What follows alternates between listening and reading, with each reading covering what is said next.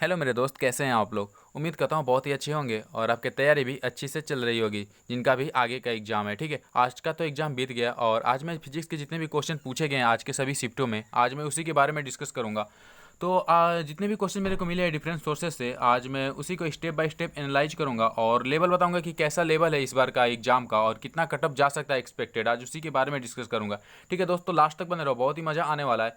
देखो दोस्तों, पहला क्वेश्चन ये पूछा गया है, रेशियो पूछा गया है T1 एंड T2 का। मान लीजिए किसी हाइट से किसी बाल को फेंका जाता है तो उसका फॉर्मूला होता है टाइम का √2h/g। ठीक है, टाइम किसके प्रोपोर्शनल हो जाता है, √2h का। तो यहाँ पे अगर हाइट को दुगना कर दिया जाता है तो यहाँ पे टाइम पे क्या फ़र्क पड़ेगा। तो दोस्त यहाँ पे टाइम √2h के प्रोपोर्शनल है तो यहाँ पे √2 टाइम्स हो जाएगा। ठीक है मेरे दोस्त, बहुत ही सिंपल इस बार का भी क्वेश्चन आ रहे हैं फिजिक्स में। जितने भी बच्चे जा रहे हैं पूरा फोड़ के आ रहे हैं, 20+ सभी को पूछो तो 20+। तो मेरे दोस्त, इस बार भी कटअप मान के चलो 40 के अप्रॉक्सी रहेगा, 40 के पारी रहेगा, कम तो नहीं जाने वाला, क्योंकि क्वेश्चन बहुत ही आसान पूछे जा रहे हैं इस बार भी, सेम टू सेम अगले बार की तरह।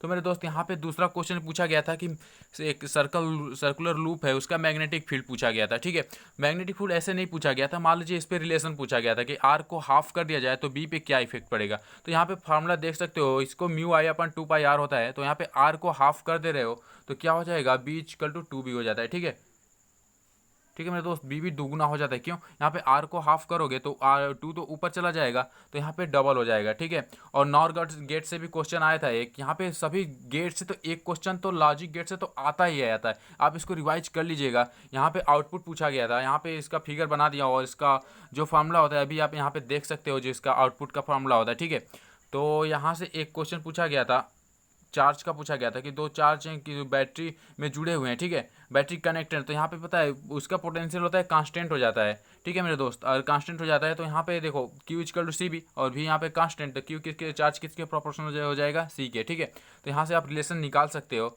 और कैपेसिटर के क्या फॉर्मूला होता है, 4πε0r। ठीक है, R मतलब यहाँ पे आप ए बी से रिलेट कर सकते हो, जो कि रेडियस में रेडियस ही दिया गया है, ए बी अगर दिया गया है तो यहाँ से आप रिलेट कर पाओगे। ठीक है, बहुत ही सिंपल क्वेश्चन पूछे जा रहे हैं इस बार कटअप बढ़ने के बहुत चांसेस हैं। इस बार भी 40+ कटअप आपको देखने को मिल जाएंगे, देख लेना, मैं जो बोल रहा हूँ वही होगा, क्योंकि अगले बार भी सेम टू सेम ऐसा ही क्वेश्चन पूछे गए थे। ठीक है मेरे दोस्त, और इलेक्ट्रिक मैग्नेटिक वेव से पूछा गया था क्वेश्चन कि जो इसका एनर्जी होता है किस फॉर्म में होता है। तो मैं बात बता दूँ, इलेक्ट्रिक एनर्जी होता है और मैग्नेटिक एनर्जी दोनों ही होते हैं इलेक्ट्रोमैग्नेटिक वेव में। ठीक है, और आइसोबारिक प्रेशर से कुछ क्वेश्चन आए थे। ठीक है, और दोस्त ये कर्व जो आपको दिख रहा है, इस कर्व से क्वेश्चन आया था कि ये थर्मोडायनेमिक्स में आप देख सकते हो इस कर्व को, जो इंजन का जो कर्व होता है, एनर्जी लॉसेस होते हैं, कैरोनॉट इंजन हुआ तो उसका ग्राफ सेम टू सेम ऐसे ही बनता है। तो पूछा गया था कि इसका ग्राफ का मतलब क्या है, तो मैं बता दूं, एनर्जी लॉसेस का ग्राफ ऐसे ही बनता है। ठीक है, तो क्वेश्चन नंबर 8 में ये पूछा गया था कि अगर मान लो जो कोई रॉड है और मैग्नेटिक फील्ड में उसको मूव कराया जा रहा है तो उसमें जो ईएमएफ डेवलप होगा उसका क्या होगा। ठीक है, तो इस पर कुछ वैल्यू दिया गया होगा और इसका फार्मूला होता है VLV, तो यहाँ से आप निकाल पाओगे और इसका करंट भी निकाल पाओगे, VLV/R। ठीक है, तो उम्मीद करता हूँ कि सारे क्वेश्चन आपको आ रहे होंगे और बिल्कुल ही आसान है यार, जो भी जा रहा है फोड़ के आ रहा है पूरा का पूरा, बिल्कुल ही बेसिक सा क्वेश्चन, जिसका भी बेसिक पढ़े हो, जो भी बेसिक पढ़े हो आप फोड़ के आओगे पूरा के पूरा। ठीक है, 25 में 25 आप कर सकते हो। ठीक है, बिल्कुल ही आसान क्वेश्चन है यार।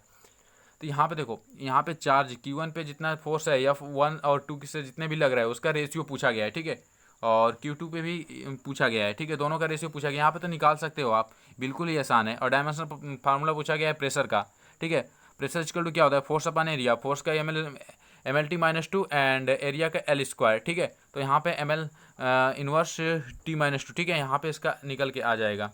और यहाँ पे देखो एक क्वेश्चन ये पूछा गया है कि अगर कोई ड्रम है, मान लीजिए बैकेट है, इसमें पानी भरा है या फिर कोई भी लिक्विड भरा है और किसी एक्सेलरेशन में उसका कांस्टेंट है, मूव कर रहा है, तो उसका पानी क्या हो, उसका लेवल कैसा होगा। तो मैं बता दूं, उसका पीछे की ओर जाता है। ठीक है, यहाँ पे आप देख पाओगे पीछे की तरफ कुछ ऐसा शेप बन जाता है। एक मिनट दोस्त, अगर मैं बता दूं, अगर वेलोसिटी कांस्टेंट हो तो इसका सेम रहता है लेवल। एक इस बात को आप याद रखिएगा। ठीक है, एक्सेलरेशन अगर कांस्टेंट है तो कुछ ऐसा ग्राफ बनेगा। ठीक है, अगर डीएसिलेट मतलब एक्सेलरेशन कम हो रहा है, घट रहा है, निगेटिव में डीएसिलेट हो रहा है, तो इसका ग्राफ कुछ ऐसे बनेगा। ठीक है, कुछ ऐसे, पानी आगे की ओर ज़्यादा होगा।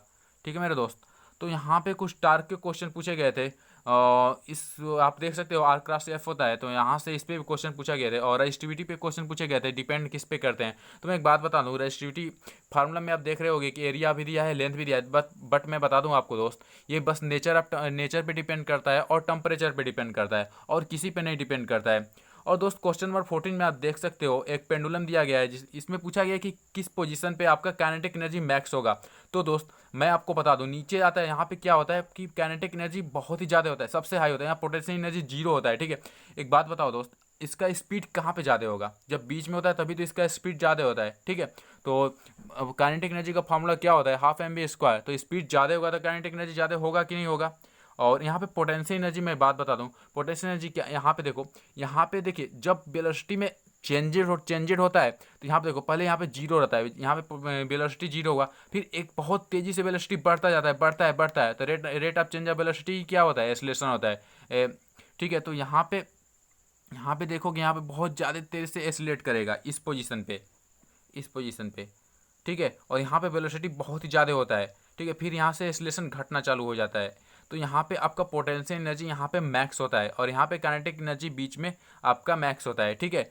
तो दोस्त और एक क्वेश्चन यहाँ पे पूछा गया था जी डैश और जी के रिलेशन पे, जैसे जैसे आप अर्थ से ऊपर जाते हो तो जी कैसे रिलेट करता है, तो इसका फॉर्मूला देख लोगे, G dash equal G one minus two H by R होता है।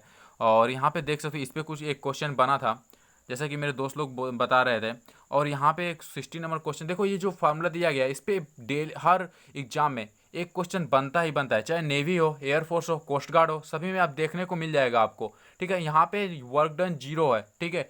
और यहाँ पे चेंज ऑफ एनर्जी और इंटरनल एनर्जी जो होता है वहाँ पे रिलेशन पूछा गया है उसके, कि अगर हीट घट रहा है तो इंटरनल एनर्जी में क्या चेंज होगा, जो कि यहाँ पे वर्क डन जीरो है। तो मेरे दोस्त मैं एक बात बता दूँ, यहाँ पे जब यहाँ पे डेल्टा क्यू घट रहा है तो डेल्टा यू भी घटेगा। क्यों?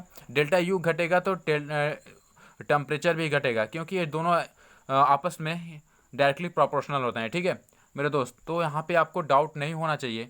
तो यहाँ पे अगर क्यू घट रहा है, डेल्टा क्यू घट रहा है, तो डेल्टा यू भी ऑब्वियसली घटेगा और उसका टेम्परेचर भी घटेगा, ठीक है मेरे दोस्त। और मैं एक बात बता दूं, अगर किसी लाइट को किसी स्लैब या फिर प्रिज्म हो उससे मूव कराते हैं तो उसका एक ही चीज़ है जो चेंज नहीं होता है, वो है फ्रिक्वेंसी, ठीक है। फ्रिक्वेंसी कभी नहीं चेंज होता है, ये क्वेश्चन आप हमेशा दिमाग में याद रखिएगा इसको।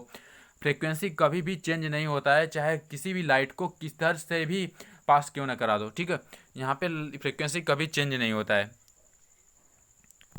1 मिनट। और मेरे दोस्त एक क्वेश्चन पूछा गया था यहाँ पे, हाँ, कि वेवलेंथ किसका ज़्यादा होता है, किस वेव का वेवलेंथ सबसे ज़्यादा होता है, लेमडा मैक्स किसका होता है? तो मैं बता दूँ, रेडियो वेव का सबसे ज़्यादा वेवलेंथ होता है, ठीक है। और रिलेशन बिटवीन पूछा था हाफ लाइट टाइम पीरियड का, तो यहाँ पे बता सकते हो लेमडा में और टाइम पीरियड में रिलेशन पूछा था, तो 0.693 अपान लेमडा होता है। तो यहाँ पे इस पे क्वेश्चन बनता है, शायद इस पे बना था एक क्वेश्चन, आप देख सकते हो। यहाँ पे प्रेशर पूछा गया था बबल का और ड्रॉप को, दोनों का में एक ही डिफरेंस होता है। देखिए इसमें दो लेयर बनते हैं बबल में, तो यहाँ पे 4T/R होता है डेल्टा पी, अंदर और बाहर का प्रेशर का डिफरेंस। और ड्रॉप में क्या होता है 2T/R होता है, ठीक है। और दोनों में क्या होता है, आर के इनवर्सली प्रोपोर्शनल होता है, इसे आप नहीं भूलिएगा, ठीक है।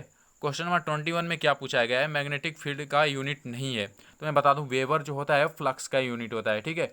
टेस्ला और गॉस सभी मैग्नेटिक फील्ड का ही यूनिट होता है। और मेरे दोस्त इलेक्ट्रोमैग्नेटिक वेव जब ट्रेवल करता है one medium to another medium तो क्या चेंज नहीं होता है? तो मैंने जैसे कि पहले क्वेश्चन में डिस्कस किया था कि फ्रीक्वेंसी कभी भी चेंज नहीं होता है, कोई भी वेव किधर से भी मूव क्यों ना करो, चाहे लाइट हो चाहे वेव हो, ठीक है। तो यहाँ पे एक क्वेश्चन पूछा गया था रेजिस्टेंस में रोयल अपान एक में, इसमें कुछ क्वेश्चन पूछा गया था इस फॉर्मूले से, तो आप देख लेना इस पे कैसा फॉर्मूला पूछा गया, कैसा क्वेश्चन बना था। हमारे हिसाब से यही बना होगा इस पे क्वेश्चन कि किस पे डिपेंड करता है। तो मैं बता दूं ये कि नेचर मटेरियल पे डिपेंड करता है और टेम्परेचर पे डिपेंड करता है और किसी पे डिपेंड नहीं करता है, ठीक है मेरे दोस्त। क्वेश्चन नंबर 25 पे क्या है, यहाँ पे इक्विवेलेंट रेजिस्टेंस पूछा गया था और इसे आप निकाल लोगे तो बहुत ही ईजी है, ठीक है। और डायमेंशनल फार्मूला पूछा गया था म्यूचुअल इंडक्टेंस का, तो आप यहाँ से निकाल लोगे म्यूचुअल इंडक्टेंस का फार्मूला क्या होता है, M/dI/dt, यहाँ से आप निकाल लोगे, ठीक है। और अल्फ़ा निगेटिव कब होता है टेम्परेचर कोफिशिएंट का? तो मैं बता दूं, जर्मेनियम के लिए होता है अल्फ़ा निगेटिव होता है। क्यों? जर्मेनियम सेमी कंडक्टर है और टेम्परेचर बढ़ाने पे इसका जो रेजिस्टेंस है ना वो घटता है, ठीक है। उसका और सबका क्या होता है, बढ़ता है, लेकिन इसका घटता है। क्यों? क्योंकि और इस पर कंडक्टिविटी इसकी बढ़ जाती है जैसे ही टेम्परेचर हम इसको देते हैं, क्योंकि ये सेमी कंडक्टर है, ठीक है। तो यहाँ पे इसका अल्फ़ा क्या होगा, निगेटिव हो जाएगा, घटेगा टेम्परेचर बढ़ाएंगे तो, ठीक है। और charge move from surface of conducting sphere, देखो कोई भी चार्ज जो होता है वो हमेशा सरफेस पे क्यों क्यों रहता है, जो मेटल का जो भी कोई भी स्पेयर होता है उसके सरफेस पे ही चार्ज क्यों होता है, तो मैं बता दूं दोस्तों, क्योंकि रिपल्सन, क्योंकि चार्जों में रिपल्सन होता है और इसलिए वो हमेशा सरफेस पे ही रहते हैं, क्योंकि सरफेस एरिया ज़्यादा होता है और वहाँ पे वो अच्छे से स्टेबल से रह सकते हैं, ठीक है। और डिस्प्लेसमेंट दिया गया था और रेशियो, तो मैं बता दूं डिस्प्लेसमेंट दिया गया था, तो इसका एक बार डिफ्रेंशिएट करोगे तो वेलोसिटी आ जाएगा, और एक बार और डिफ्रेंशिएट कर दोगे तो एक्सेलरेशन आ जाएगा, ठीक है। और दोनों का रेशियो आप निकाल लोगे आसानी से। और दोस्त यहाँ पे फोर्स का रेशियो पूछा गया था, रेशियो नहीं पूछा गया था, इसमें पूछा गया था कौन बड़ा है, कौन सबसे छोटा है, कौन उससे छोटा है। तो मैं बता दूँ, फोर्स जो होता है फ्रिक्शनल फोर्स जो लिमिटिंग होता है वो सबसे बड़ा होता है, फिर काइनेटिक फ्रिक्शनल फोर्स जो होता है वो उससे बड़ा होता है, और फिर रोलिंग फ्रिक्शन सबसे छोटा होता है, ठीक है। और वही म्यू जब पूछा गया, जो कोफिशिएंट ऑफ फ्रिक्शन होता है, तो स्टैटिक फ्रिक्शन का सबसे ज़्यादा होता है, और उसके बाद होता है काइनेटिक फ्रिक्शन का, और फिर होता है रोलिंग फ्रिक्शन का, ठीक है। और क्वेश्चन नंबर 30 में देखो क्या दिया है कि इस पे क्वेश्चन पूछा गया था कि G equal to 4.3 pi rho G R, इस पे क्वेश्चन पूछा गया था, ठीक है। और wave in which energy not transmitted, मतलब किस वेव में एनर्जी ट्रांसमिटेड नहीं होती है, तो मैं बता दूं दोस्तों, स्टैंडिंग वेव, जिसे हम स्टेशनरी वेव भी कहते हैं, ठीक है, इसमें आपकी एनर्जी ट्रांसमिटेड नहीं होती है। और दोस्तों फोर्स का पूछा गया था, एसआई यूनिट और सीजीएस यूनिट का रेशियो क्या होता है, तो दोस्त एसआई यूनिट में फोर्स को न्यूटन में लिखते हैं, और सीजीएस में डाइन में, तो 1 न्यूटन इक्वल टू कितना होता है, 10⁵ डाइन, तो इसका वैसे ही आंसर 10⁵ आ जाएगा, ठीक है। और इतने ही क्वेश्चन मेरे पास लगे हैं, और उम्मीद करता हूँ आपको लेवल पता चल गया होगा। और क्वेश्चन के हिसाब से मैं बता दूं, अगले बार का भी सेम ऐसा ही लेवल था एग्जाम का, और जिनका भी आगे एग्जाम है आप बिल्कुल भी डरोगे नहीं, आपका जिसका भी लेट एग्जाम है हार्ड नहीं पूछेगा, क्वेश्चन ऐसे ही पूछे रहे हैं, ठीक है, ऐसे ही पूछे जाएंगे लास्ट तक, ठीक है। लेवल सेम टू सेम यही रहेगा। और बहुत सारे दोस्त लेकर पूछे थे यार इस आज का पेपर इतना आसान पूछा गया है, काश मेरा पेपर आज रहा होता तो मैं पूरे के पूरे बना दिए होते। तो दोस्त आपके समय भी ऐसे ही क्वेश्चन पूछे जाएंगे, आप डरो नहीं। अब बिल्कुल जितने भी बच्चे जा रहे हैं पूरा फोड़ के आ रहे हैं, तबाही मचा के आ रहे हैं, और ऐसा बोल रहे हैं भाई भाई मेरा पेपर तो बहुत अच्छा गया इस बार का, बहुत एकदम हंसते हुए निकल रहे हैं। तो मेरे दोस्त आप बिल्कुल भी नहीं डरो यार, बहुत ही अच्छा पेपर आ रहा है, बहुत ही अच्छा आ रहा है, आप बिल्कुल भी आपका इस बार कटअप पार होगा फिजिक्स में, ठीक है मेरे दोस्त। और आगे और भी सब्जेक्ट का अगर मेरे को टाइम मिलता है तो मैं बनाता हूँ और लाता हूँ, और नहीं तो मैं कल वीडियोज़ बना दूंगा अच्छा सा, क्योंकि यार बहुत ही बिजी चल रहा हूँ, इसलिए मैं वीडियोज़ लेट ला रहा हूँ और समय पे नहीं ला पाया, उसके लिए सॉरी। और नेक्स्ट टाइम से मैं कोशिश करूँगा कि जल्दी से आपको वीडियो प्रोवाइड करा दूँ। और यहाँ तक के देखने के लिए बहुत बहुत धन्यवाद। चलिए मिलते हैं नेक्स्ट वीडियो में, बाय बाय।